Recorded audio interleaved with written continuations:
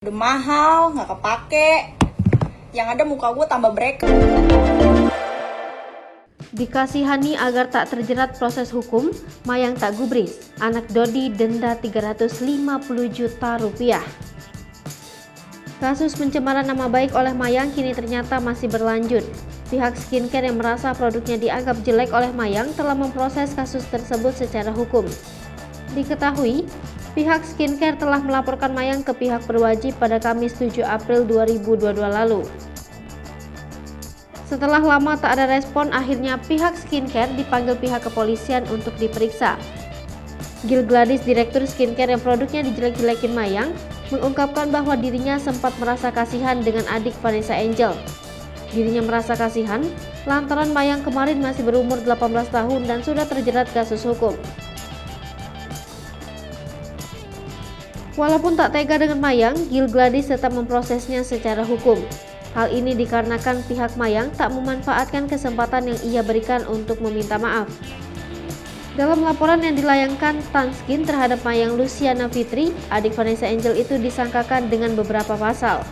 Melanggar pasal 27 ayat 3, jungto pasal 45 ayat 3, Undang-Undang ITE 19 tahun 2016 perbuatan atas Undang-Undang 11 tahun 2008 mengenai informasi dan transaksi elektronik, dan juga pasal 310, 311 KUHP.